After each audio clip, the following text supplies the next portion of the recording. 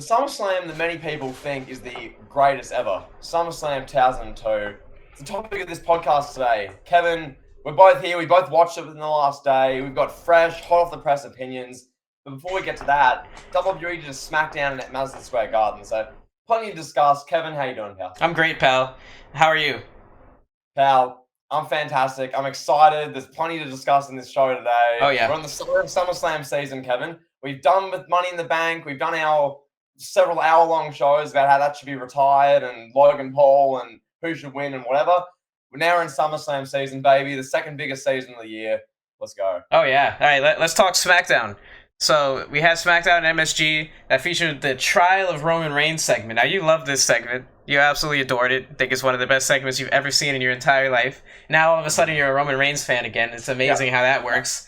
Now you're going to have a Roman Reigns shirt on in the next episode. I can't wait for that. My David Priest shirt didn't come either, speaking of that, but that's not important. So, Roman Reigns, Trial of Roman Reigns, whatever, what do they call it? The Tribal Trial or something?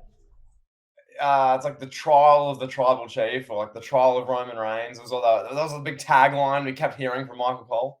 Yeah, what did you think about this segment in full? Oh, I loved it. I thought it was absolutely phenomenal. This segment, it got the first 40 minutes of SmackDown, Kevin. Keep in mind, this is SmackDown in Madison Square 40 Garden. minutes. Oh, man. 40 minutes. This was nuts. Like, they do the video package. Here's the Money in the Bank Civil War recap. That was the first, couple minutes. Then the Usos come out. Crowd is going off. Like, the crowd was going nuts for the Usos and MSG. They're singing every word of the theme song, like just blasting the Usos theme song. They come out. They throw back and forth for 2 minutes. Paul Heyman comes out with Solo, pal. Paul Heyman, this is one of his all-time performances from Paul Heyman in this segment, Kevin. His facial expressions were legendary. Solo's obviously there. Eventually, Joanna Y, my favorite wrestler, pal, Roman Reigns, he comes out. Roman, he's wearing the hot mustard title, as you deemed it about a month ago, and he's wearing the Roman 1000, like one of those shirts. He's just mad. He comes down. And the one thing, Kevin, we discussed this. I'll get your opinion on this in a second. We discussed this about 2 weeks ago. It's like, what makes the bloodline so good? Why is this so good? Roman comes out, Kevin. So this Roman making his entrance. Roman looks mad. Heyman's in the ring looking afraid and scared. Jimmy Uso can't even look at Roman Reigns. He can't make eye contact. Jey Uso is death staring Roman Reigns. And Solo is just emotionless. So it's like Roman just walking out. All these different intermoving parts are compelling. A few storylines have had that. To me, I look at, Kevin, big long-term storylines that go on for years and months, years, big storylines in WWE history that are similar to this, Kevin. I'm thinking maybe like an Austin McMahon, Austin Corporation sort of thing. And then really this, because, there's levels to it, Kevin, but I'll briefly run over the rest of the segment and then get your thoughts. The Exhibit A stuff I thought was hilarious. The way that was edited together, Kevin, it's like you're watching Roman Reigns, Joseph Anoa'i being an asshole to his whole family. Paul Heyman's crying. Jey Uso's looking mad. They've got the segment where Roman Reigns is backstage and he's from SmackDown 2 years ago. It doesn't matter which Jimmy, John, you're both the same cares anyway. This is great content. It's great stuff. And then Roman just starts yelling at the Usos, especially Jay. It's like, the tribal chief didn't call for this. You're wasting my time, Moose. You're wasting my time. And then he's shouting. There's the MSG crowd, Kevin, as well. Can I just say, phenomenal. They were on for every part of this segment, usually a 40-minute segment. If this was the Authority 10 years ago, Kevin, they stopped listening 5 minutes in and switch off. They're sitting on their hands. They're engaged right the way through. And Kevin, one more thing I will say before I get your thoughts. One of my favorite lines from Roman Reigns, this was before he took the layoff and he went to his knees and he was sobbing before that part and before the beat up. When Roman Reigns is yelling at Jey Uso, my children are in the back watching. I take on the weight of the world and lift them all up. I've got 5 children. You think I need to take care of yours too? And Roman's yelling. Joanna Y is going off. He's mentioning his 5 kids over and over, which is just hilarious. So Kevin, I loved it, as you can tell by my tone. What were your thoughts? How would you rate this segment? Did you enjoy it? Talk to us. Yeah, it has to be a segment of the year contender already. There's no way that it's not. I didn't realize that they went 40 minutes. Wow. That's incredible. This was not something I was expecting. I didn't know what they were gonna do. I had no idea, and I guess that's the fun about this whole bloodline stuff. You don't know what's gonna happen next, in like on the heels of Money in the Bank. So then we get this like massive segment, and it's really just like it was like a hit piece on Roman Reigns, for lack of a better term. And then I love the part where Roman is like, where he got all upset. He's like yelling at them, and he's just like, "This is what I do for the family. I do all this for you, for your kids." Like this, the part that you mentioned, I thought it was fantastic. That whatever it was, like 4 or 5 minutes of Roman talking, that was some of the best mic work you'll ever see. Like Roman, I think is the best talker. I think he's surpassed everybody in the business right now. I think he's better than CM Punk. I would love to see those two in a ring together at some point, just having a promo off. I don't think I think the egos are too fragile. I don't know if they could do it, but it would be something. I would love to see it. But yeah, that 4 minute stretch of just Roman going off, where he's like getting all red and he looks like he's ready to kill Jimmy and Jay. It's unbelievable, unbelievable, absolutely phenomenal stuff. Um, Man, I don't know where they're gonna go from here. That's the thing. Like, where do you go now? You have this great segment on the heels of Money in the Bank. Now, like, what do we do now for the next 3 weeks building up to SummerSlam? We're gonna have like 6-man tags. We're gonna have the Usos like teaming with whoever, facing Kevin Owens and Sami Zayn, and Roman's gonna come out like standing at ringside. Like what you know what I'm saying? Like they went so high with this segment. I'm curious to see where they go next. Yeah, no, it's a fair point. And like they ended the show with Jey Uso coming out, and then we got another Roman segment to close the show. Roman's like he's sitting backstage. There's 15 minutes left on SmackDown. He's going, "We're not ending SmackDown MSG with the last visual being whatever. I'm coming out. We're doing this segment all over again. Yada yada." And then Jey Uso just comes down and beats up Sikoa and stands holding the hot mustard title. Roman's seething. The last camera shot of the show is Roman Reigns and going to kill someone.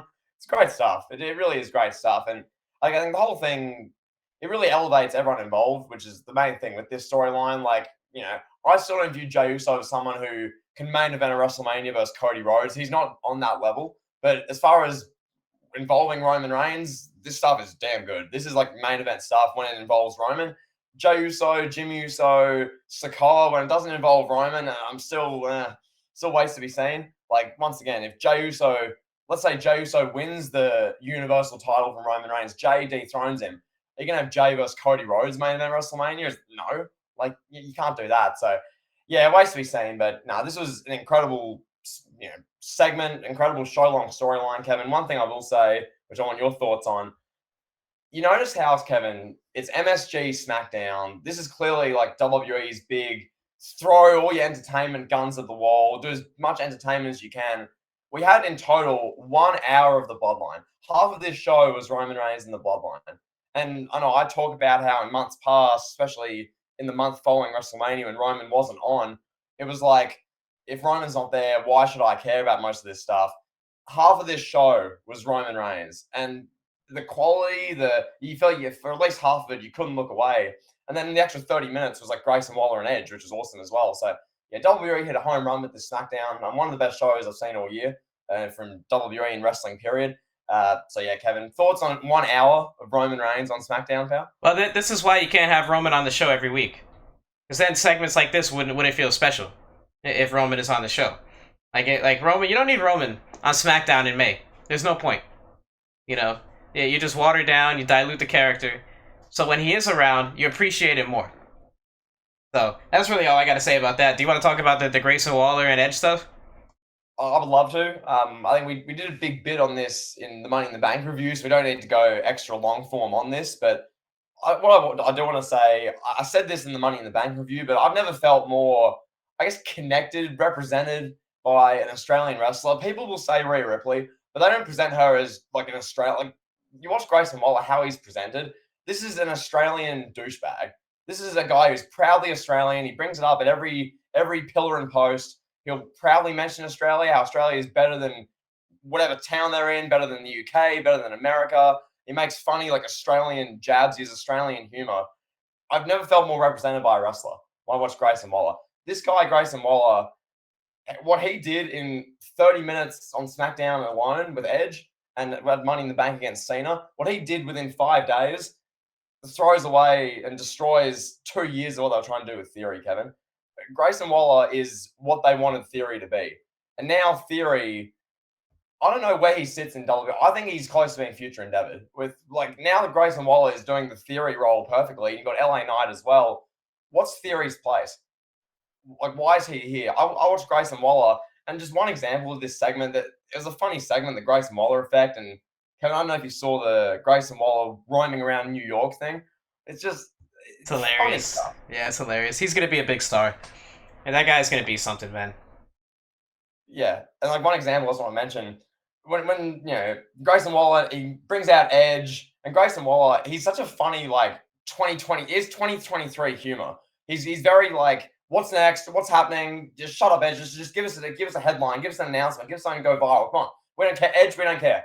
Literally, Edge is doing his emotional promo. 25 years ago, I came through the crowd here, and I grew up in Canada, and we're going to be back on SmackDown in Canada in a few weeks, and this is probably my kind of last time I'm enjoying my. And Grayson Waller goes, yeah, okay, shut it up. We don't care.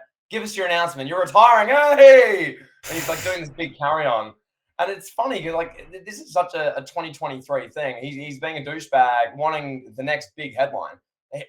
Grayson Waller represents all of the media industry, all of the journalists. He want the headline, want something clickbaity. That's just Grayson Waller. It's a funny bit. So I loved it, Kevin. His match was really good as well. Grayson Waller and Edge. It was entertaining. Edge put him over, got the win, and said, "You swam, kid." And during the whole match, Grayson Waller's swim with the sharks. I'm living the lamb down. I live with the sharks. And it's great stuff. So, Kevin, any thoughts on Waller and Edge? Waller? Yeah, I mean, like I said, I think Waller's going to be a big deal. The segment was funny. I mean, it's just good stuff. I don't know. I want to see what he's going to be like in the ring, on the main roster. Because we haven't really seen him in a big match, on a pay-per-view, big one-on-one match that jumps to mind that I remember. So that's more so, I think now is what we got to see. Can he go in the ring? Because he clearly has the wit. He has a character. He's got things about him that make you invested and make you interested in him. But at some point, that bell has to ring. Can he go in there with Edge and have a 15-minute match with Edge and hang and show you that he's a main event guy? That's the question now that he has to answer. And he's done the hard part. The hard part of getting over, the hardest part is getting over as a character and getting over with the mic. That's, in this day and age, in this era of wrestling, that's a lost art in a lot of respects. And it's something that LA Knight kind of struggles with. LA Knight is great on the mic. He's a great character, but he's just not that guy in the ring. He doesn't have the skill level in the ring to compete with the guys that are wrestling nowadays. You put LA Knight in 1997, LA Knight's going to do fine. LA Knight's going to be headlining shows left and right. But it's not 1997. So that's more so what I'm curious about when it comes to Grayson Waller. I mean, you covered everything there is to say about the segment, so I just want to see what he can do in the ring. And one thing as well with this, I'm watching this segment and I'm thinking, I'll happily watch these Grayson Waller effects for the next 10 years. He is a spot for the next decade. Oh no! It's not a Miz TV, where the Miz just literally is. He's just Kofi Kingston, come out. Kofi, I'm an A-list actor. I'm gonna beat you.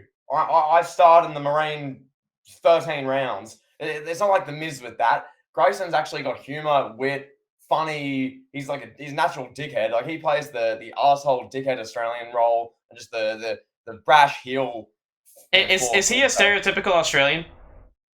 Oh yeah, 100%. I'm like that all the time, pal. No, he's just exceptional at that role. He's great. And one more thing before we move on to SummerSlam, the big show, the big point of the podcast. When I look at Grayson Waller, I think in the direction going forward with SmackDown, you mentioned for the next few years him proving main event status. I agree with what you said there. But more short term, I think they're going to have a rematch with Edge. Seems like the SummerSlam match they're going to do, which is dope. I think that's great. But beyond SummerSlam, I think you give the US title to LA Knight. You need to give LA Knight something, not a world title. He's not there yet at all, as you say, with the in-ring stuff especially. But give LA Knight something. Theory's just dead in the water. No one cares about Theory. Quite No. literally, no one feels anything. So you might as well give it to LA Knight. Then you can do, like, they did this in NXT, but do it on SmackDown in front of millions of viewers. LA Knight, Grayson Waller, 3 months, US title program, back and forth, entertaining segments. Both guys are really over as like a heel in the face. So that seems like a logical direction, which I'd like to see. I know most people would like to see that compared to Theory versus Sheamus and Theory versus Ridge Holland every week. No one cares. So There you go. Yeah. All right, pal. Well, do you want to talk SummerSlam 02 now? I would love to, pal. I would love to. We've covered the kind of current stuff that matters. Now, Kevin, let's do it. I'm excited for this. I know we both watched the show within the last day or two. So I guess I'll start by asking you, what were your just overall main takeaway, your opinions on SummerSlam 02, pal? So, are you asking me based on my rewatch or just in general? I mean, however you want to answer it, whether it was what the main feeling you had watching it back, whether just generally what you associate with this show, general opinions, pal. But yeah, I can't believe how stacked from top to bottom the card is on this show. It's unbelievable. There's I don't know how many number of Hall of Famers. There's at least over 10 Hall of Famers that are involved on this card. And guys that will be in the Hall of Fame at some point, like Goldust and Christian and, maybe Lance Storm, maybe not, but, other than that, this card is littered with Hall of Famers. It features one of the greatest matches of all time, that street fight, the unsanctioned fight, Triple H versus Shawn Michaels, an absolutely barn burner of a match. I mean, you got Kurt Angle and Rey Mysterio opening the show. That goes to show you how stacked this card is. It's absolutely unreal. I have a lot to say about that opening match, so I'll save that for now. But the reason why we're talking about this is because this is, in my opinion, a Mount Rushmore pay-per-view. This show, if WrestleMania 17 was the peak and the climax of the Attitude Era, this show, SummerSlam 02, was the curtain call, or the encore, if you will. Or you could say that WrestleMania 19 was. But either way, this show and WrestleMania 19 were lingering effects of the Attitude Era. This show you had Triple H and Shawn. They're picking up where they left off. Triple H cut a promo burying Shawn Michaels the day after WrestleMania 14, saying that Shawn dropped the ball, he let everyone down, and he was going to take the ball. So naturally they picked that storyline up 4 years later. You have The Rock here, one of the faces of the Attitude Era, passing the torch to the face of the Ruthless Aggression Era in Brock Lesnar. And then, you've got guys like Jericho and Edge and Kurt Angle, Eddie Guerrero, all these guys that made their names in the Attitude Era. So this was a key show in the transition from one era to the next. And it's just, it's such a fun watch. It's 4 hours long, 3.5, whatever it is. 2 hours 42. It was 2 hours and 42 minutes? 2 hours and 42. This is going to be my first takeaway. I'll throw back to you in a second. I'm watching it. I clicked SummerSlam 02. 2 hours, 42 minutes. I'm like, damn. What? I never even noticed that. We're used to shows being 7 hours long or over 2 nights for 5 hours each. This was 2 hours, 42 minutes, and I was entertained right the way through. But yeah, back to you. Yeah, this was 9 great matches packed in 2 hours and 42 minutes. Incredible. But yeah, that was pretty much all I had to say. So yeah, kick it to you, pal. Yeah, so we touched on the length there. That was my first thing. The length of the show, it was all killer and no filler. And the element I loved of it was the Raw versus SmackDown dynamic they were doing, because this was pretty fresh into the brand split. This was a few months after they'd split the shows. You had Stephanie McMahon, you had Eric Bischoff. They do the segment early on, just after the Angle and Mysterio match, with them in the GM room. They're like, SmackDown's going to be, but no, Raw's going to be. Then they sit down to watch it, and the whole theme, Kevin, really for the rest of the night becomes, what show is going to outdo each other? And you'd have, okay, here's the Monday Night Raw match, and then 2 Hall of Famers, top 20, top 30 all-time wrestlers would walk out. You have Jericho and Ric Flair come out. This is the Raw match. We're going to try and outdo SmackDown. Then they do the SmackDown match, and Eddie Guerrero and Edge come out. And it's oh, okay. And then they do the Raw match again, and it's Triple H and Shawn Michaels. And it's then the SmackDown match, and it's The Rock and Brock Lesnar. I'm watching it this is unbelievable. This is a who's who of the Hall of Famers all time. This is you take your top 30, Kevin, all time, and I haven't finished my top 50 list, which we'll get to in Elite Heat later in the year, but I'd say on this show, you had definitely over 10 top 25 guys all time on this show. Like the amount of talent on this show was phenomenal. Commentary and the whole presentation of it was so well done. They said the tickets, Kevin, for this show, the tickets sold out in 90 minutes, which they said on this, which just shows how hot they were at this time, how big wrestling still was. You mentioned that it was like an encore, a run it back from WrestleMania 17. In many ways, yes, when the tickets are selling out in 90 minutes, you got this many Hall of Famers, is this stacked of a show. WWE nailed this, and I don't know where you want to. I guess we'll start with the opening match with Angle and Ray, and I'll kick to you in a second. But it was just such a well done show. It was such an easy watch, and it's a Mount Rushmore pay per view. It really is. It's got that all time top level match, and it's got a stacked show with quality talent across the board. It's got a theme with the Raw vs SmackDown, and them trying to outdo each other, and the length was great, and the crowd was involved for pretty much all the show, and it just so much was done well. This was a textbook wrestling pay per view. So, Kevin, that being said, unless there's anything you want to carry on with what I said there, open it up for us. Your favorite of all time, pal. One of them, Rey Mysterio, Kurt Angle. Talk to us. Yeah, before I talk about Kurt Angle and Ray, I want to say this.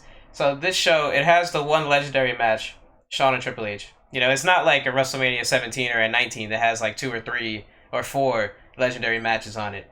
But it has a lot of good matches. You know, the second best match on the show depends who you ask. You know, some people are probably like Kurt Angle and Ray. Some people are probably like RVD versus Benoit. Maybe Edge versus Eddie. But they really don't have like that second great match, but there's just so much quality. You know, it's all quality across the board. And all star making, or future stars, I should say, not star making, but future stars. You know, so that's something we're going to talk about as we keep going here. But yeah, Kurt Angle versus Ray. They start the show. I mean, this is incredible. This is one of the best opening matches in pay-per-view history. Let me get my notes here. I think I have something written down about this. Let me see. Oh,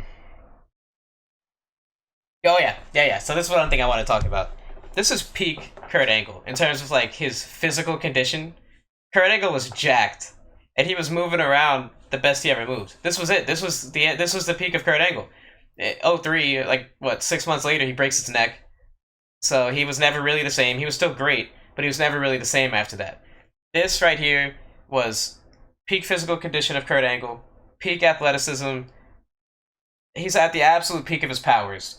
Rey Mysterio, I believe this was his debut in WWE. This was his pay-per-view debut. I'm almost positive on that. He never had a pay-per-view match prior to this. And what an introduction, you know? Kurt Angle, yeah, he was WWF champion in 1999 and 2000. But this was like a star-making performance, star-making effort. Because he didn't really become a big star until like 03, honestly, you know? And then Rey Mysterio, it's just a glimpse into the future. It's like Rey Mysterio's here. We don't really know what he's going to be. You know that the merchandise is going to sell, the mask is going to sell, but you don't know what he's going to be. And then he ends up just becoming a Hall of Famer, an all-time great. He was just at the UFC fight last night, got a better ovation than like 80% of the UFC roster. He's a certified legend. I thought this match was fantastic. Everything they did in ring was awesome. This is a match you could play in 2023. You could put this on TV right now, and it fits the time. Way ahead of his time. These two guys, two of the absolute best in-ring technicians to ever do it, and their styles meshed so well. It was a hell of an opening match. Yeah, this match, I watched it back, and then I look at the Wikipedia for like the timestamps. I go, that was 9 minutes. They crammed 15 to 20 minutes worth of stuff in 9 minutes and didn't feel rushed, which is a testament to how great the two performers are. I love that you made that point with Kurt Angle. I was thinking the same thing. He comes out, I'm like, he is jacked. Like, it was unbelievable. And there was a bit of a theme with that throughout the show with the physical condition these wrestlers are in. Most of them where you thought, oh my God. Like, I mean, we'll get to some more wrestlers later, but yeah, Angle's jacked. He's in like peak form. He's, as you say, he's in his literal prime from an in-ring just wrestling standpoint. And it's Rey Mysterio, which, I mean, need not say more. And you watch this match, and yeah, pacing was excellent. I'm always of the belief you need either a fast match or an action-packed match to open a show. When the energy's up, you need to capitalize and get one that the crowd can really buy into. And this was perfect. The match starts with Rey Mysterio jumping Angle from behind and launching onto him, and they get the action underway, which is a theme throughout the show as well. Like, numerous matches started like that, like sporadically, and the action was just going. This was just, once again, all kill and no filler. They go back and forth. Angle, you think he's won. Ray, you think he's won. Angle doesn't get thrown off the rope by Rey Mysterio. Angle gets the ankle lock, and they eventually, they get the match done. Angle gets the win. Awesome stuff. 9 minutes flew by. This was one of the quickest 9-minute matches I've ever. I was watching it. I thought they'd been going for 3 or 4 minutes. I'm right into it, and the match was over. I was like, that was awesome. So yeah, great stuff. Unbelievable. Yeah. All right, let's talk Ric Flair, Chris Jericho. This match really, it's just a fun match. The two guys have good chemistry. It's two legends, really. These are two first ballot Hall of Famers. Chris Jericho's a guy that will be in the Hall of Fame. Chris Jericho's a top 20 guy, top 15 guy. Ric Flair is top 10, top 5 all time, one of the all-time absolute Mount Rushmore guys in wrestling history. Yeah, he's way past his prime here, obviously. But he still has something left to give. And he still had a fun 10.5-minute match with Jericho. And this is not like a demotion or anything for Jericho. Jericho was just WWE champion. Now here he is having a match with Ric Flair. Not a demotion at all. There's not too much of a storyline here. Don't really remember what the story was. They just beat each other up. Like Jericho was performing with his band and Flair beat him up, and basic stuff like that. I just thought the match was fun. What did you think about it? Yeah, I'm on the same boat, and as I mentioned a bit earlier, this was like the first Raw match. So the first one was a SmackDown match with Angle and Ray. This is a Raw match. We'd seen the backstage with Eric and Bischoff and Stephanie, and then this match happens, and it's like, as I mentioned, that was SmackDown. That's a good start, but Raw can outdo you. And then Chris Jericho, as you say, an all-time top 15, top 20 guy, and Ric Flair, an all-time Mount Rushmore guy who many consider the greatest ever, just stroll out second on the show. Incredible, right? Just nuts. And yeah, 10-minute match. You described perfectly. It was a fun match. It wasn't the greatest match of this generation. It wasn't bad by any means. It was just a good, entertaining, fun match. I love the use of the figure four where Jericho locks in the figure four Flair because it's his own move. He knows this move like the back of his hand. He's screaming. He's howling in pain. He then grabs the rope and he's profusely tapping out. And the referee is just like, never mind, it's fine. Jericho, get off him. And Jericho's like, he tapped. And then Flair just wins. And it was just like, that was just great. It was great stuff. So, no, awesome match. That was 10 minutes. That as well. I watched it. I'm like, I thought that was 20. And not because it dragged, but because they jam a bunch of good stuff in. And then you go, that's over already? It was only 10 minutes?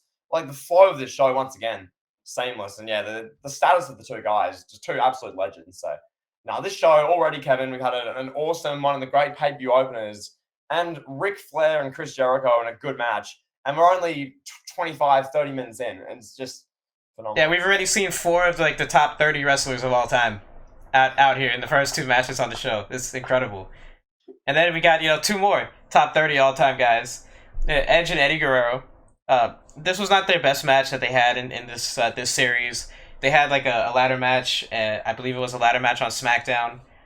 That was significantly better. But this match here was really good.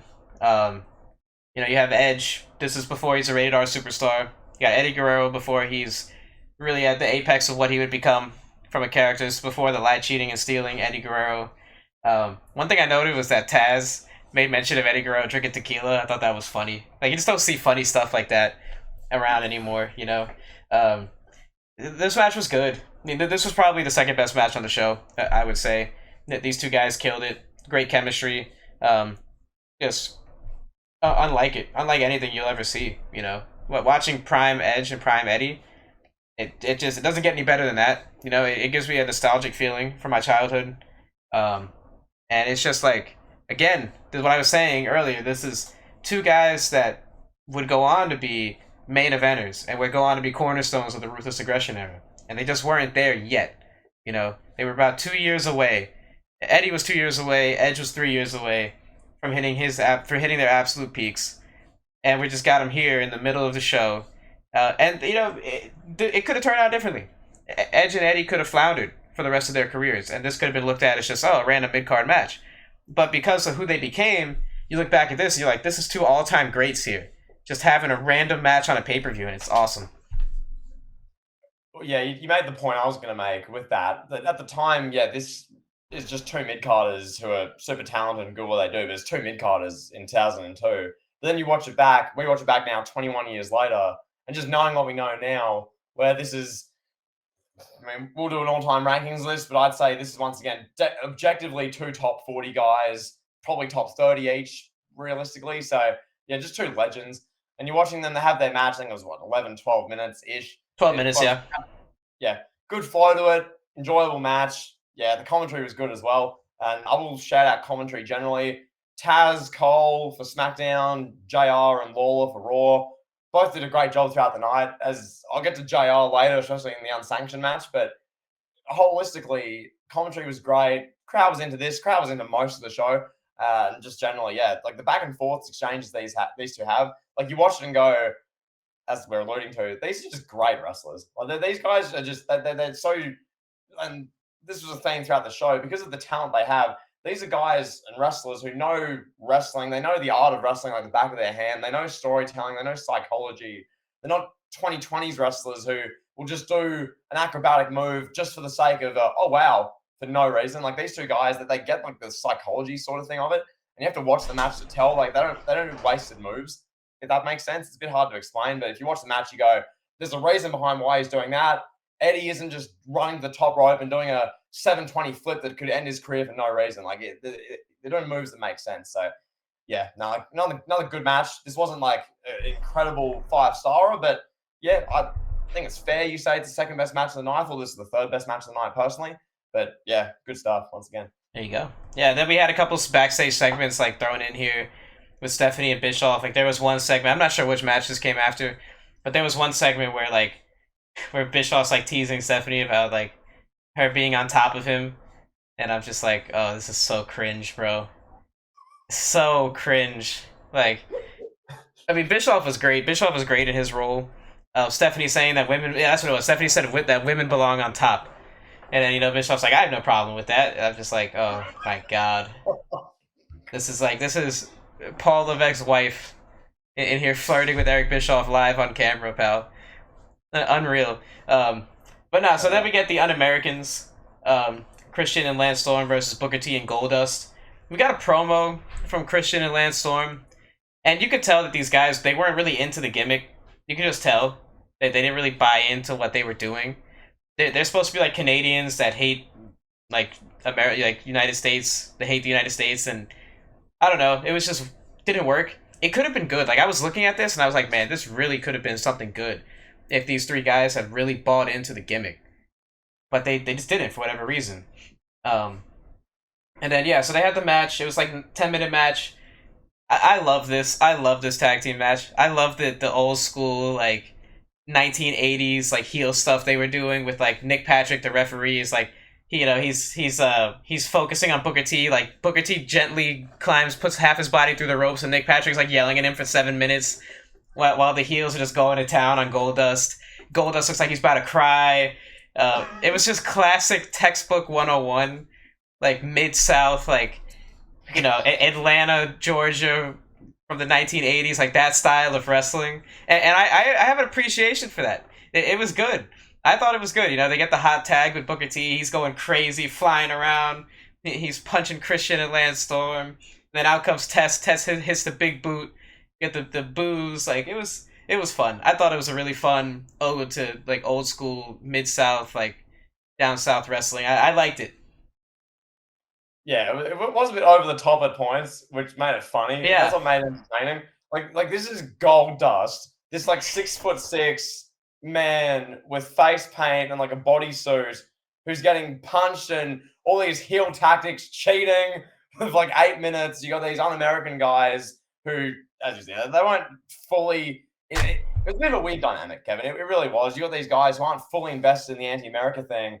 If they were facing two proud like American patriots, like they were facing, say, Benjamin and Charlie Haas from a year later or something like that, that would have been something. That would have probably fit it more. But it's Booker T and then Goldust. That's that 6'6" dude wearing face paint and the bodysuit, and they're beating him up. And Booker T he'll put his arm over the rope, and the referee will run over. Hey! And then I was watching it, I think that has to be racial. Like, that's just something about that. Because it's Booker T. But, no, fun match. It was enjoyable. It was funny. And, those antics with that heel stuff is so great. As you say, Mid-South, 70s, 80s, Nutbush, Atlantic, Smoky Dome wrestling. Like, great stuff. Yeah, Jim Cornette booked that match, pal. All right, let's talk about this one. I don't know how long you want to spend on this match. The Intercontinental title match. RVD versus Chris Benoit.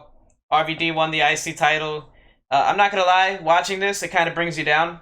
Just hearing Benoit's music, seeing him out there, kind of brought me down. It was just like, oh man, this is. It just, I instantly thought back to that point that I made on my video where I was like, oh, this is why WWE doesn't show you WrestleMania 17, WrestleMania 19, SummerSlam '02 on like ESPN and other mainstream forums, because in the middle of the show you got Benoit out there, and it just does ruin the demeanor. It ruins the vibe.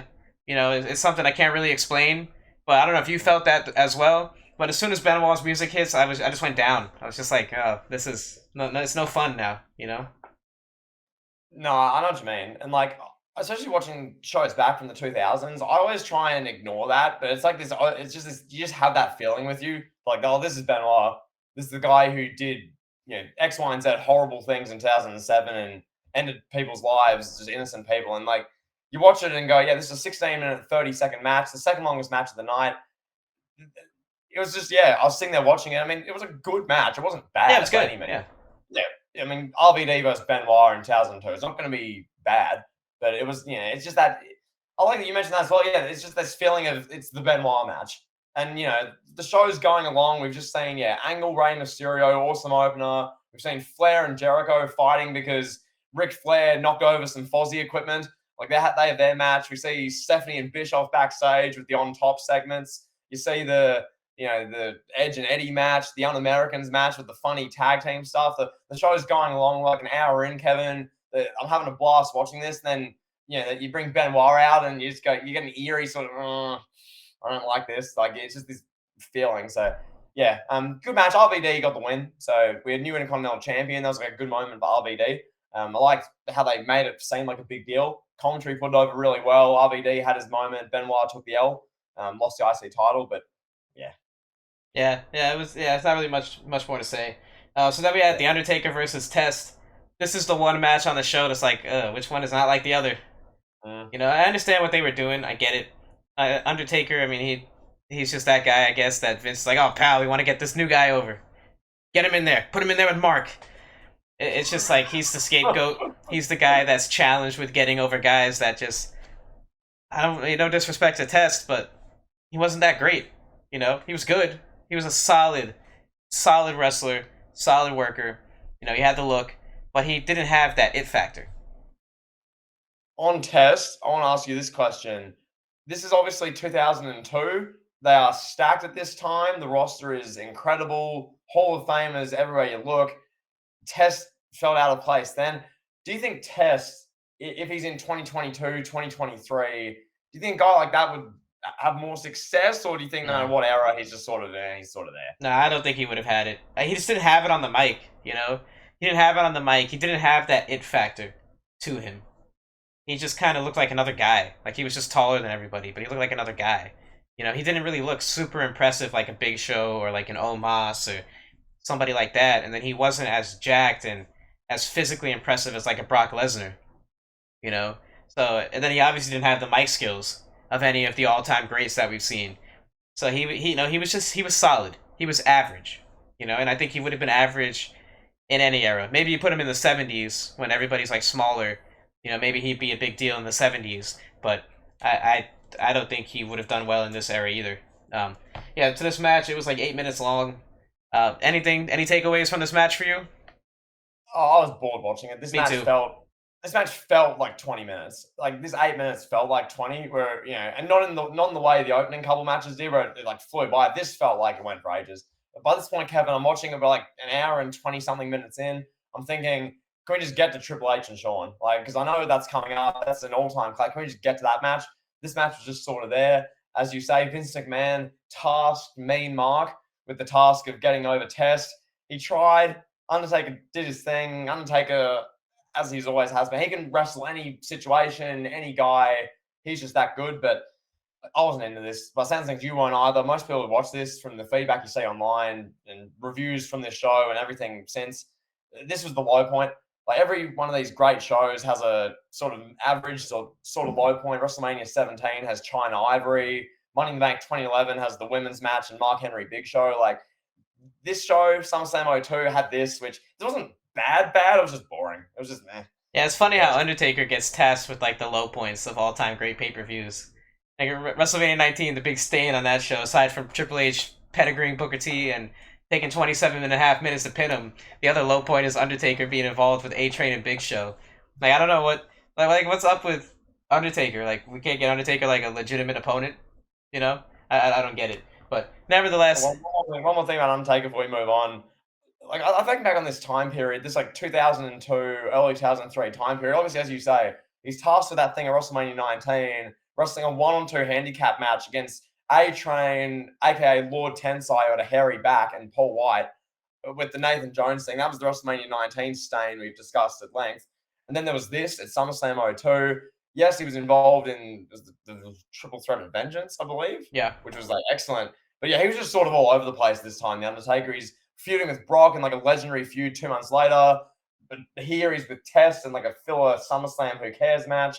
A month prior, he's in this legendary vengeance match. 6 months later, he's wrestling in this 1-on-2 handicap thing where Nathan Jones is getting assaulted in the bathroom at WrestleMania 19 in Safeco Field. And it's like Undertaker's all over the place. And then you got like the draft a couple months before this, and Undertaker, I think he got, I forget the exact storyline, but that shot of the Undertaker, he puts the sunnies down and there's pan to Undertaker at the back of the room. He's like, he's like, Undertaker's looking all mad. I don't know. Point is, Kevin, Undertaker all over the place this time of, his career, and yeah, whatever. There you go. There it is, pal. All right, so now we get to it. Triple H versus Shawn Michaels. An all-time great match. In my mind, it's a top 10 match of all time in wrestling history. It's one of my favorite matches. I can go back and watch this anytime. This is one of those matches that I've seen more than 10, 15 times in my life. Every time I watch it, I'm just amazed by it. For one, Shawn Michaels was off for 4 years with a severe back injury. This is his first big-time match back. I know he wrestled in the Indies in like 2000. He had a couple matches, whatever.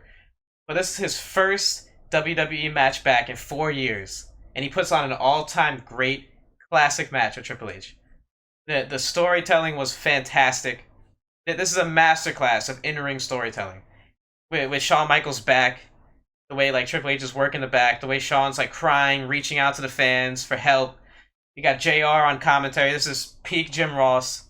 Just like he's calling Triple H a son of a bitch. Stop going after his back, damn it. And he's just like, Shawn, you don't have to do this, Shawn. You're an all-time great, Shawn. You don't have to do this. It's so good. So great. Everything about this match is top to bottom, from the bell to bell, one of the best matches you could ever see. If you're trying to be a wrestler, you should watch this match, study it. These are 2 of the top 10 wrestlers ever, doing what they do best. And it was fantastic. I mean, what more is there to say about this? It was so great. I've got a bit more to praise about it. Firstly, the video package before the match. This is one of the top 5 greatest pre-match videos ever.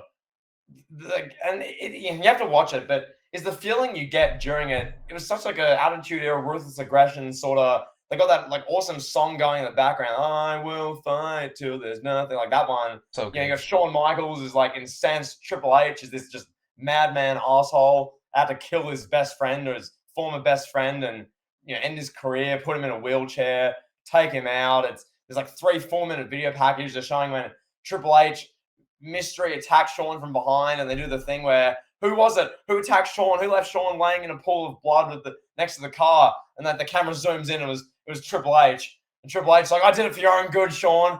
And Shawn's like looking in. It was just awesome that the guys come out. Shawn, just his entrance is just this wasn't even one of like the great spectacle Shawn entrances. He wasn't ballooning down from the rafters. He wasn't ascending or descending down from heaven like the WrestleMania 25. But it's just Shawn's music and his entrance. It's a big deal. And then Triple H comes out. I mean, Triple H has been jacked his whole career, but this Triple H, his physique here, I'm like, look, Shawn, he's a natural athlete. Paul Levesque, a bit enhanced, but it was still ridiculous. Can I say one thing? I have to make this point. I have to. All right, so this show, let's see. Let me look at the date of this show so I can get this exactly accurate, pal. So this show took place on August 25th, 2002. we had Triple H versus Shawn Michaels in an all-time great classic. Vincent Kennedy McMahon blesses us with that. I know you know where I'm going with this. Less than 8 weeks later, Triple H is in a coffin having sex with a mannequin. It is unbelievable. Listen to what I'm saying. Triple H is having sex with a mannequin in a coffin less than 8 weeks after this match. Like, what? Are you kidding me? Are you kidding me? This is why I was thinking this. All right, I was thinking this. Well, as I'm watching this, I was like, this is why WWE needs an off season. SummerSlam should be the end. Come back, take 2 months off, come back for Survivor Series. You know? That's the end of the season right there. Because then you get stupid segments in October 21st, 2002. Triple H in a mannequin with a dead body, or Triple H in a coffin with a dead body. You know, because Vince McMahon, Bruce Pritchard, and Brian Gewirtz think that's funny while they're drinking rum shots at a local bar, talking about what they're going to do on Raw the next couple of weeks. Like, how do you go from this all-time great match to that Katie Vick segment and that Katie Vick storyline? It's unbelievable. Like, no wonder why the interest in the product just dipped completely going into 2003. You know? Kevin, look at Triple H's 2002. He returns a legendary moment in the first week of 2002, one of the all-time great returns, wins the Royal Rumble, main events WrestleMania 18, wins the titles. He's having matches with like Hulk Hogan and like the all-time greats in the middle of the year, has this against Shawn Michaels, one of the 10 greatest matches ever, just an incredible all-time match. The thing at Survivor Series, they do the Elimination Chamber match. It's like the big world title thing. Triple H is the star of that. A legendary 2002. And then you pinpoint October with Katie Vick, where Triple H is mounting a corpse, performing necrophilia as Vincent Kennedy McMahon is screaming, barking at him as a dying, or not dying, dead someone is next door being laid to rest. Just putting this into perspective, Kevin. As great as you can have a year, Triple H's 2002 minus Katie Vick is like one of the best years you can possibly have as a pro wrestler. And even that, there was Katie Vick. There was that Kane storyline. So with that said, Kevin, we can just move on from that. We don't need to mention Katie Vick. That's a stain on Triple H. Let's just move on. This match, Kevin, unsanctioned. I love how the flow, the story, it was so well done. Obviously, Shawn Michaels, it's his first match back.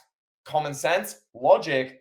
He's got a sore back, injured back. That's just the storyline. That's what happened. He's going to try and win the match early. So the first 5 minutes, he's all out attack trying to win the match because he knows that's going to be his best chance. Everything after that, he's in over his head. Triple H is going to probably have the better of him and probably win. So Shawn goes to the kill early. He's flying around. He's going for super kick. He's switching music. He's diving. He's hitting moves. He's going all out of Triple H. And Triple H, he didn't lose. And then all of a sudden, Kevin, the tide turns and it becomes 10 to 15 minutes of some of the best working a body part we've ever seen in wrestling. Shawn's back. They did like a simple, Kevin, picturesque backbreaker. This is a picturesque backbreaker move. The way Shawn sells it, like he's been shot. He's on the ground. He's screaming in pain. Jim Ross is, oh my God. Oh my God. Oh, he's going to be in a wheelchair. He's carrying on. And Kevin, the part I love most, I replayed this part about 10 to 15 times. I loved it that much. Shawn Michaels, they've done the chair spot. He's starting to bleed a bit. He's taking like 15, 20 seconds to get himself up. He's in the corner. I think you know what I'm talking about. Yeah. He's helping himself up. He's weary. He's selling it. The camera's showing Triple H. He can't find anything that's under the ring. He's like doing a lap of the ring. He can't find whatever he's looking for. And then all of a sudden, so we've seen 20 seconds basically of Shawn Michaels in pain. His back's hurt. Camera cuts to Triple H. Paul Levesque, the chief content officer of WWE. He's got a sledgehammer. He's just this intense, jacked, enhanced athlete. He's got his sledgehammer. And Jim Ross, one of the great lines, goes, oh my God. Like the way he says that. The juxtaposition, you got Shawn Michaels like in pain. He's in anguish. He's like, my back. He can't get up. And then cut to Triple H and just with the sledgehammer. Oh my God! Like Jim Ross was just in his absolute bag here.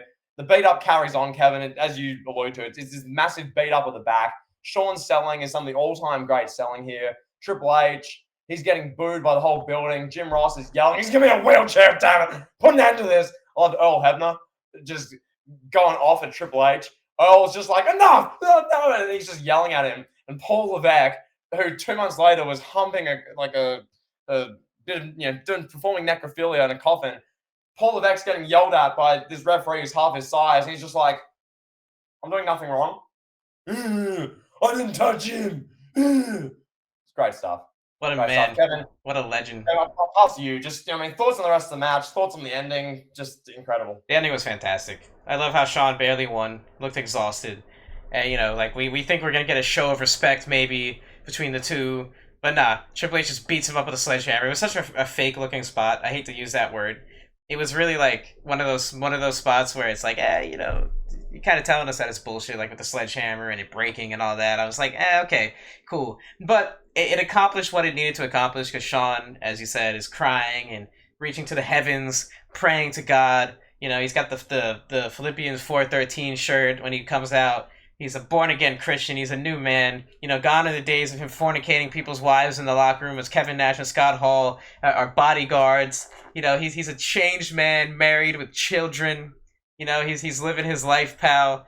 And now Triple H is here to kick him while he's down. And it was great. Yeah, it was great. Just great stuff. Shawn goes on to win the World Championship in November at Survivor Series. Good stuff. I loved it. I absolutely loved it. I'm ready to talk the main event. Yes. So, first thing, the segment between the unsanctioned match and the main event, they cut to Howard Finkel in the ring. Kevin, we were just saying one of the all-time great matches. It's a bloodbath. Triple H, Shawn, they were bleeding, emotional. Jim Ross screaming, oh my God. Like all this for 30 minutes, 40 minutes. They cut to Howard Finkel saying, this is the first time I've been in this arena in 30 years. I hate this. Trish Stratus comes out, and they've been doing segments on Raw, and Trish goes, Howard, I actually do. I think I like your sexy voice, Howard. And Howard's like, well, thank you, Trish. And then the segment goes off the deep end when all of a sudden they hug. I'm like, what am I watching here? What's going on? Wait. Here's the all-timer line between the two. Yeah. So Trish says something about Howard being a dog, or whatever. And Howard's like, well, you've got the puppies and I've got the wiener. And I'm just like, bro, what is this, bro? Like, this is an absolutely gorgeous fitness model in here with this old wrinkly man who's a ring announcer for WWE. And I'm just like, why? Like, why is this on the show? It didn't do anything for anyone involved. I didn't need to see Howard Finkel doing segments. It was so cringe. But yeah. Go ahead. Oh, no, I was just gonna say, and like you mentioned that line, that massive WTF line, where it's just like, you've got the puppies and I've got a wiener, and then they cut, and Jim Ross goes, I'm gonna vomit. Like, it was just like the timing of Jim Ross was perfect. Fantastic. I've got a wiener, and Jim Ross just right away, and his great Jim Ross, oh, I'm gonna vomit. Like, it was so well done. It was so well done. But yeah, that was the only good part of that segment. Jim Ross saying, I'm gonna be sick, I'm gonna throw up.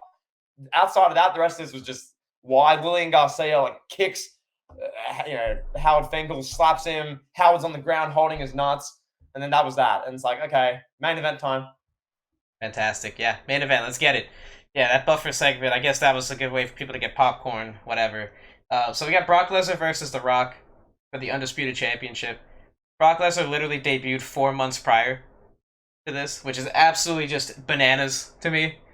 He debuted in WWE the night after WrestleMania 18.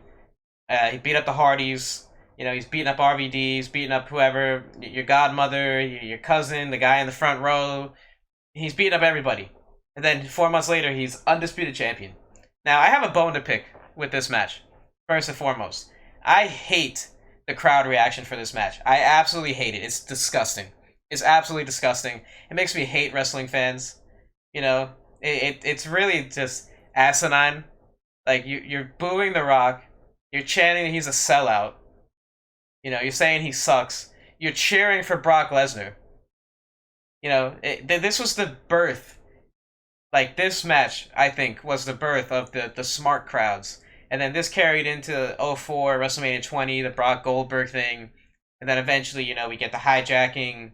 of Raw with the Yes movement, CM Punk stuff. You know, we got the one night stand, that crowd. This was like the birth of it right here. This match.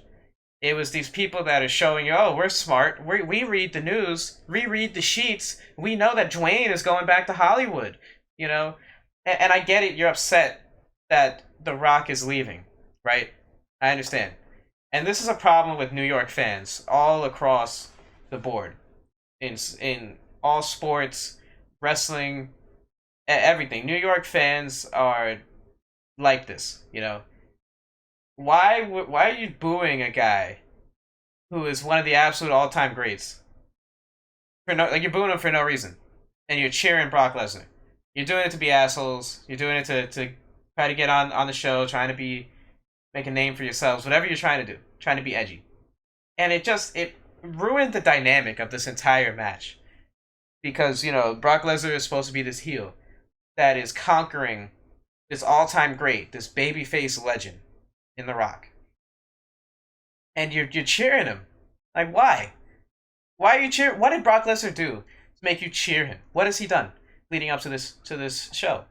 He beat all your favorites. He beat up everybody that you put in his path. He's injuring people. He's going crazy. I don't. It just doesn't make sense to me. You know, that was my thing. My little tangent. Go ahead. No, I fully agree with what you said. It did not kill the flow. 'Cause, I mean, the match was still good. It was still an entertaining in-ring match. But the dynamic of the crowd taking it into their own hands and being like, hey, we know Dwayne's leaving. Boo! You're a sellout. Yeah. Brock. It's like, okay. So, yeah, that did kind of ruin it. And I guess when you put it that way, yeah, that as well as the WrestleMania 18 thing unintentionally with Rock and Hogan, it's like a kind of a foreshadow of like when the crowd reacts the wrong way, things don't go to plan long term. It changes everything up. It throws the wrestling world out, I guess. But yeah, no, the match was good. Brock, the real main thing here is that, yeah, Brock had his crowning moment. It was 12 to 15 minutes of them wrestling. And then the whole time you're thinking, and obviously we know the result now, but you're watching it back going, okay, Brock's clearly going to win. They're clearly having Rock just put him over. Rock did a good job here. And one thing with Rock, I don't know how old he was at this stage. Maybe he was like just early 30s, I think. 30-ish, 31. Rock? Yeah, 30s. He's like 30, yeah. Just so young. Like, you look nowadays, all the guys coming in like who are going to be main eventers like 40. Like Damian Priest is like 41. And Grayson Waller is 33. When do wrestlers get so old? What's going on? But nonetheless, Kevin, I look at this match and Rock's just he's so athletically supreme and similar to Kurt Angle. Like this is Rock basically in his prime. It's like 30-year-old Dwayne Johnson. He's had a few years of honing his craft, working the main event, and he just gets everything when it comes to wrestling. Brock, he's the sort of, I mean, to use a AEW Tony Khan expression, he's the shiny new toy. Brock Lesnar, he's this like crafted out of granite, great god-looking, just phenom specimen who's just going to take the wrestling world by storm. And honestly, you're watching this version of Brock back and you think, has there ever been an athlete as just impressive, as jacked as this Brock Lesnar? Like, Kevin, watch his entrance. I know you did, obviously, because we did this review, but you watch Brock come out and you're just like, excuse me? Like, as a gym goer myself, or, just generally someone who's into fitness, you look at that and go, like, you're in shock, and it's like muscles on top of muscles on top of muscles. It like this Brock Lesnar, it blows my mind. Just the aesthetic, the shape he's in, how athletically brilliant he was. He gets the win here. The next big thing arrives, Kevin. I'll get your opinion. What were your thoughts? I mean, you touched on the crowd and the main event, just how the show ended, how they went off the air, the finish, Brock being crowned. What do you think? I thought it was good. I thought it was a great, worthy headlining match of a show of this caliber. Now, I don't think the match lived up to what these two can do. This was definitely not the best of The Rock and the best of Brock. These guys have had far better matches, and I think they could do something together. Maybe not now, but I think they could have, like, when Brock came back in, like, 2012, 13, 14, they could have had a match, and they could have outdid this, I think. I think that's fair to say. Or if, like, Rock had stayed around, they could have ran this back, and they could have had a better match. Absolutely, no doubt in my mind. With that being said, though, it was still 16 minutes of a solid match. Brock was clearly he's clearly being carried by Rock. Rock is clearly carrying him. You can see Brock is still not green, but he's just inexperienced. This is really his first big match in the company. I mean, he had matches, of course. He had pay-per-view matches, but this is his biggest match. He's wrestling the biggest guy in the world, the best wrestler in the world, the biggest superstar, the most well-known guy. And it's an insurmountable amount of pressure. Couldn't even imagine it. For me, watching the ending, it felt almost flat, just because I'm used to the way that they do endings now, where they end a pay-per-view with drawn-out celebrations. If this happened in 2023, you'd have Paul Heyman crying, on his knees, handing Brock the belt. Brock would be walking around yelling at people in the front row. That they would get, you get a cut to The Rock would be crying, just then you'd have Michael Cole, what is Dwayne doing next? Oh, when are we going to see The Rock again? Is this the end of The Rock? We just didn't get a lot of that glitz and glamour. It was just okay, here's your belt, Brock. All right, thank you for coming. Great show. Shout out to Long Island. Thank you, everybody, for watching. Good night. So it was just from that standpoint, it was oh, wow, okay, it's over. All right, Brock won. He gets a belt. Cool. Simple. 1, 2, 3. Wash our hands with it. Yeah, I thought it was a simple ending. Effective.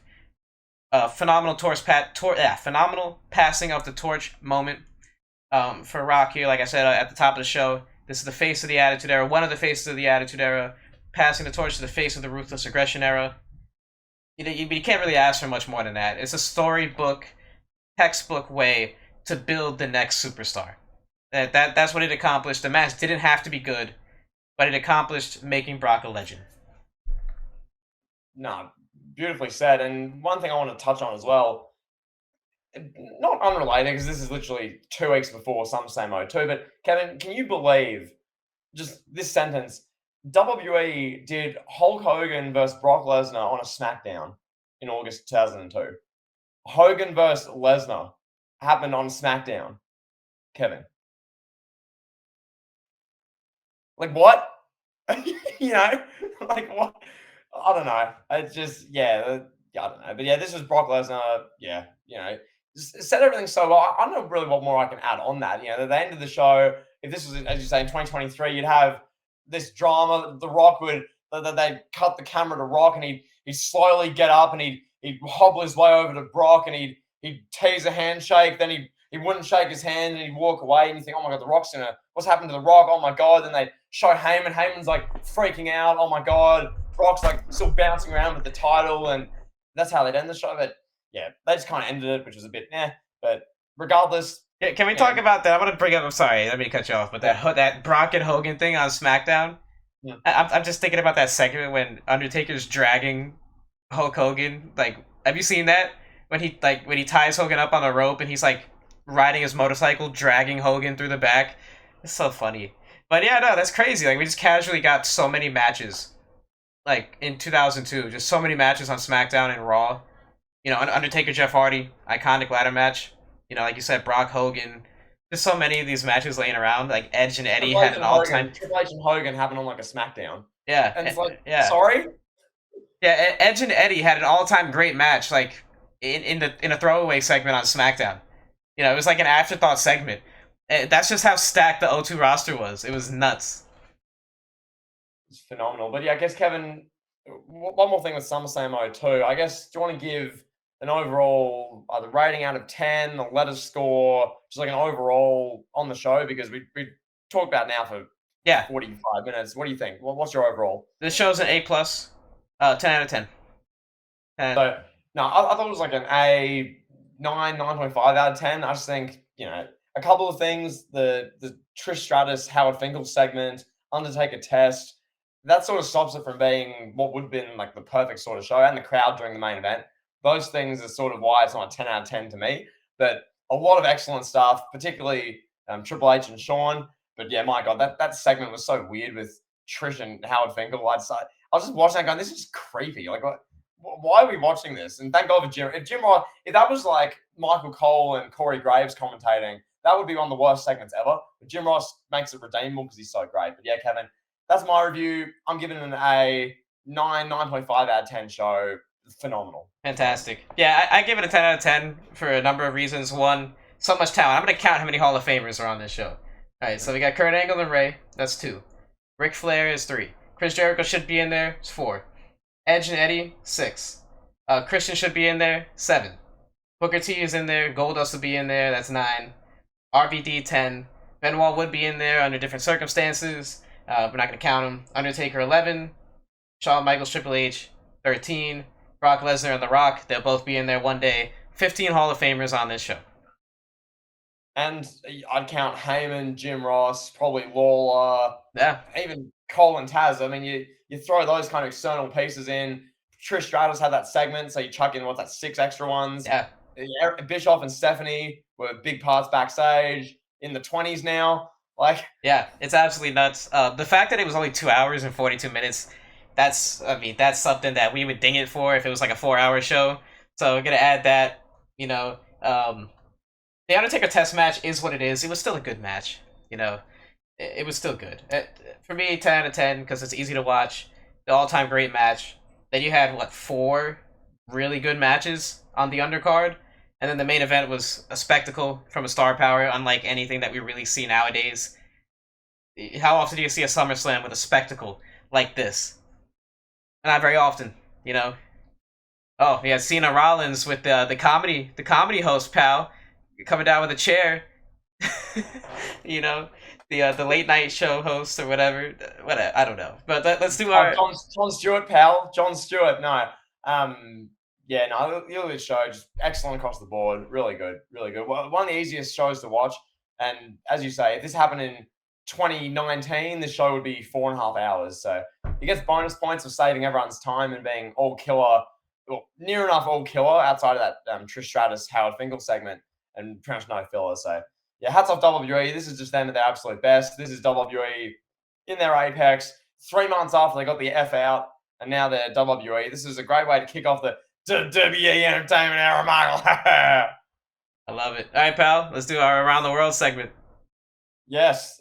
Where do you want to start today? Also, for the listeners, just so you guys are aware, most of the time with these segments, we don't go into this with a plan. This is just a free-flowing conversation, whatever topic comes spur at the moment. So most of our shows, generally, there's like either a run sheet or a plan. This, there's none. So this can go absolutely anywhere.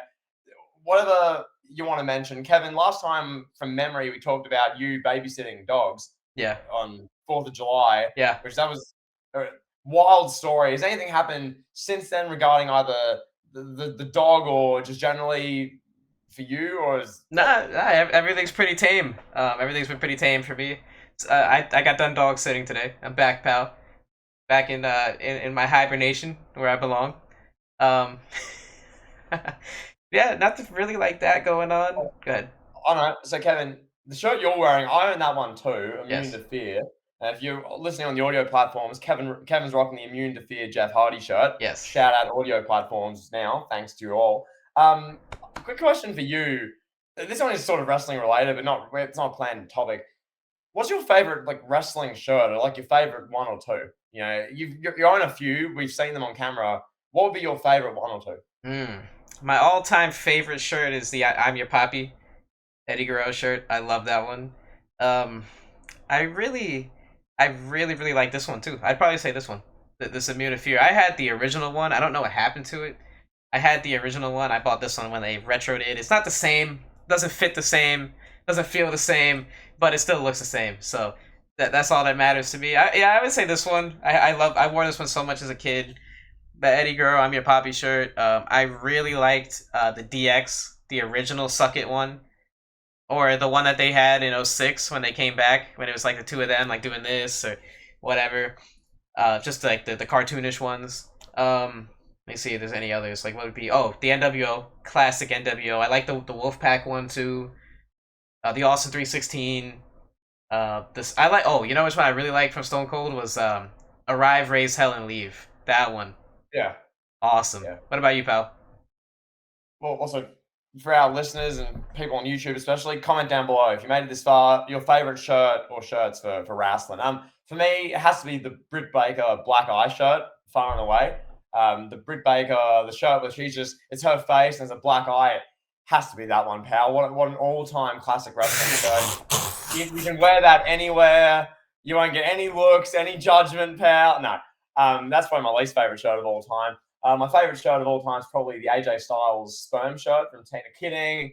Not that one either.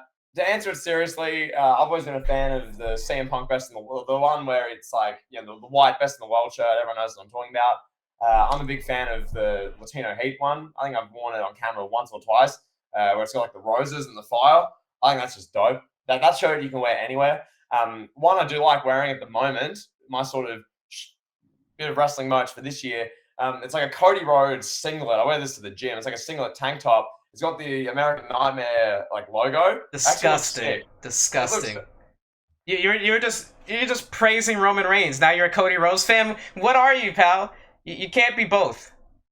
Listen to this, Mr. Tribalism over here, Kevin. You can't even enjoy both of them, pal. I'm a Cody Rhodes fan and a Roman Reigns enjoyer. You're okay? A Roman Reigns hater 2 months ago. You were a Cody Rhodes lover. Then you were a Cody Rhodes hater 2 months before that. Now a Roman Reigns lover. And I'm a fan of what's best for business, pal. Oh, now you're a Triple H fan. Now you're a 2013 Triple H fan? Ooh, best for business. Excuse me. Are you saying? Oh, no, we're not going to go there. This is slanderous. This is slanderous. This is disgusting. You're praising Cody Rhodes now. It's slanderous to me. Slanderous to me and our fans, pal. You're insulting our great fans by switching up your opinions left and right, pal. I will not stand for this, pal. Aren't you the one who said Nakamura would never have a song made about him, pal? Hey, I'm not insulting people's opinions, pal. This is disturbing behavior. Now you're rocking Cody Rhodes t-shirts to the gym. Like you're a fan of his. Well, it's not t-shirts. It's a singlet. Disturbing. Anyway. Absolutely disturbing, pal. What are you gonna rock next? A Bloodline tee? No, that's gonna be your next gym shirt, pal. Then you can come on here and pretend like you're a Bloodline fan again. Oh my gosh, this is egregious slander. I hope the listeners can hear this and see that Kevin's just trying to make me out to be the bad guy, pal. I'm the one. No, I'm not. I just watch, enjoy what I enjoy, pal. Disgusting. And that being said, Kevin, to answer the question once again, the other wrestling show I really do like, my boy, the wrestler I've always been infatuated with, Roman Reigns, Joanna White. Stop. Make it stop. Make it stop. Greatness Amongst You. The show where Roman Reigns is in the mafia suit, Paul Heyman's there. Pal, I have this is disturbing. Always been a Roman Reigns diehard supporter. Disturbing. Kevin, I made a documentary on him. Did you? This is disturbing. I made several videos on him, but I'm not claiming to be his biggest fan, pal. That's you. I never claimed to be a tribal chief enthusiast, pal. Tribal chief enjoyer, pal. Same thing. This is great content. No, this is absolutely vile. I am quite frankly, I'm appalled at your actions here, pal. I'm appalled. Can we address, on our last show, a few of the YouTube commenters, some of our diehard listeners, were addressing some of your takes. Yes. And they were saying that the topic in the title was Elite Heat's worst take ever. Mm-hmm. And a number of our diehard fans said, well, I don't know, but definitely something Kevin said. Kevin has we had one comment. One person said that. We had masses. The masses were commenting this. One person said that it's one of my takes. I'd love to know what take of mine. I mean, I've had some bad takes, pal. But I mean, as we determined last week, you had the absolute worst take. I mean, Austin Theory main eventing WrestleMania, pal. Oof. That would be worse than the Miz main eventing WrestleMania. You said your take was worse. I take it back. I take it back. No, oh my gosh. I take it back. I'm gonna get the footage up for next week. Your take is disgusting. You said, disgusting. Yeah, the Theory one's not great, but like Cena main eventing, my one aged worse. Now he's backtracking a week later, and you get at me for the Roman Reigns and Cody stuff. But you said wow. Your take was disgusting. Absolutely disgusting. Kevin, I take accountability on having the worst take between us ever. That Daniel Bryan should have retired, and he's proceeded to have like legendary main event after main event. That one's my worst take of all time. That video is still up on YouTube as well, so you can go check it out. A 20-minute legitimate hit piece about why he needs to retire. But that being said, I'll own that take. I'll leave it up because that's just what I do, pal. I own my L's, pal. I'm the most accountable YouTuber in the history of the wrestling community. Oh, give me a break. Give me a break, pal. I Give hope me a everyone break. listening sees that backtrack from Kevin. 1 week ago, he said his Nakamura will never be featured in mainstream music take. Hey, He said that was I had to pile work. on. I just had to pile on, pal. You know, your take was no. The Nakamura take was bad. The music take was pretty bad. Um, I still stand by that. It was awful, but let's I don't know. Is there anything else left for us to say? Let's see. Not really. I think because we were going to do a segment on Brock, but I think what we can do now, I mean, we've gone a fair while this show. I think we save that for probably our Who's Mr. SummerSlam, Mount Rushmore kind of show. We can do a whole thing Absolutely. on Brock, especially since there's a big Brock and Cody match coming up at SummerSlam. So Big we'll time. do plenty of Brock discussion. We'll discuss that great individual, that primal athlete, In his that prime. natural athlete, Brock Lesnar. We'll discuss him in later date, but. Yeah, no, what a show, Kevin. What a podcast. SummerSlam 02. Triple H being enhanced. Howard Fingal's wiener. What a show, pal. Pal, doesn't get any better than that. Well, what else can we say? Let's get out of here. We'll talk to you guys on the next one. Peace.